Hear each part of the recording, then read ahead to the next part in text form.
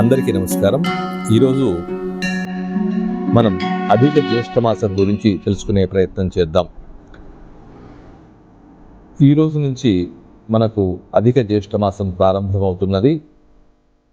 ఇది 30 రోజుల పాటు ఉండేటువంటిది. మాసం అంటే నెల కాబట్టి. మన పంచాంగం ప్రకారం చాంద్రమానానికి సౌరమానానికి వచ్చే వ్యత్యాసాన్ని సరిచేయడానికి ప్రతి 32 నెలల 16 రోజులకు ఒకసారి అధిక మాసం వస్తుంది.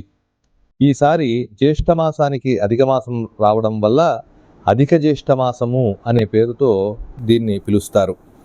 దీనిని పురుషోత్తమ మాసం అనే పేరుతో కూడా వ్యవహరిస్తున్నారు. చాంద్రమాన సంవత్సరానికి 354 రోజులు, సౌరమాన సంవత్సరానికి 365 రోజులు మధ్య దాదాపు 11 రోజుల వ్యత్యాసం ఉంటుంది.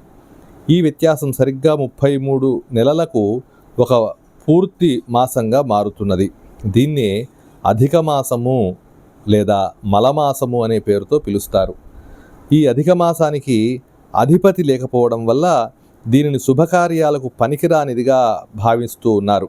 అందువల్లనే ఏ శుభకార్యాలు ఈ నెలలో ఆచరించరు. ఈ విధంగా చేయడం వల్ల ఎంతో బాధతో ఆ మాసం శ్రీ మహావిష్ణువును ఆశ్రయించిందట, స్వామిని ప్రార్థించిందట. స్వామివారు ఊరడించి తన పేరైన పురుషోత్తమ నామధేయాన్ని ఆ మాసానికి ఇచ్చి అన్ని మాసాల కంటే శ్రేష్టతమ మాసమని వరం ఇచ్చినట్లుగా మనకు పద్మపురాణం తెలియజేస్తూ ఉన్నది. అలాగే మాసానాం ప్రవరో మాసః పురుషోత్తమ సంజ్ఞకః అస్మిన్ మాసే కృతం పుణ్యం కోటి కోటి గుణం భవేత్. మాసాలన్నిటిలోనూ పురుషోత్తమ మాసం మహాశ్రేష్టం. ఈ మాసంలో ఆచరించే దానము, జపము, తపస్సు వంటి ఏ పుణ్యకార్యమైనా కోట్ల రెట్ల ఫలితమిస్తున్నదని స్కాంద పురాణం తెలియజేస్తూ ఉన్నది.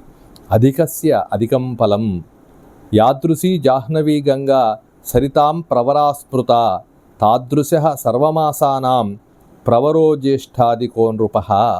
నదులన్నింటిలోనూ గంగానది ఎలా శ్రేష్టమైనదో చాంద్రమాసాలన్నింటిలోనూ ఈ అధిక జ్యేష్ఠమాసం అంత శ్రేష్టమైనది.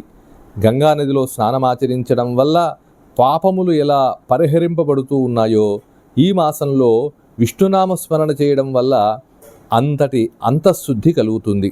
అలాగే గంగా, సరస్వతి, నర్మదా, యమున మరియు ప్రయాగ వంటి పవిత్ర తీర్థాల్లో స్నానం చేయడం వల్ల ఎంత పుణ్యం లభిస్తుందో ఈ పురుషోత్తమ మాసంలో నియమపూర్వకంగా భగవత్ సేవ చేయడం వల్ల అంతటి గొప్ప పుణ్య ఫలితం కలుగుతుంది. ఈ అధిక మాసంలో ఆచరించవలసినవి తెలుసుకుందాం. ఉపవాసము, ఏకభుక్తము, నక్తము, 1,00,000 ప్రదక్షిణాలు, 1,00,000 పుష్పార్చనలు, 1,00,000 ఒత్తుల వ్రతము, దానము ఇవన్నీ భగవత్ ప్రీతికరంగా ఆచరించడం వల్ల అనంత ఫలితం కలుగుతుంది. అలాగే ఈ అధిక మాసంలో ఏం చేయకూడదో అవి కూడా తెలుసుకుందాం. నామకరణము, చౌలము, ఉపనయనము, వివాహము, గృహారంభము, గృహప్రవేశము వంటి సమస్త శుభకార్యాలు ఈ అధిక మాసంలో ఆచరించరాదు. ఈ అధిక మాసంలో ఆవు నెయ్యితో కానీ నువ్వుల నూనెతో కానీ భగవంతుని సన్నిధిలో దీపారాధన చేయడం వల్ల, అలాగే దీపదానం చేయడం వల్ల వారి వంశములోని పితృదేవతలకు సద్గతులు సంప్రాప్తిస్తాయి.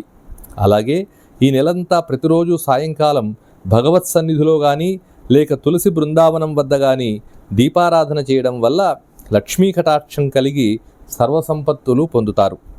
ఈ నెలంతా సూర్యప్రతాపం ఎక్కువ, అందువల్ల ఉష్ణము తాపము ఎక్కువ కనుక ఈశ్వరునికి మహావిష్ణువుకు జలాభిషేకాలు చేయడము, విష్ణు సహస్రనామ పారాయణం ఆచరించడం వల్ల మానసిక ప్రశాంతత లభిస్తుంది. ఏది ఏమైనా అధిక మాసం అనేది సమస్త శుభకార్యాలకు నిషిద్ధమైనప్పటికీ అక్షయ పుణ్యఫల సంప్రాప్తికి, పూర్వజన్మ పాప పరిహారానికి, ఆధ్యాత్మిక సాధనలకు ఇది ఒక అదనపు సమయం వంటిది.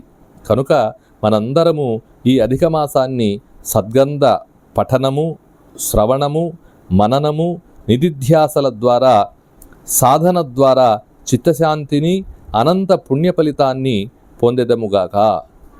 ఓం స్వస్తి.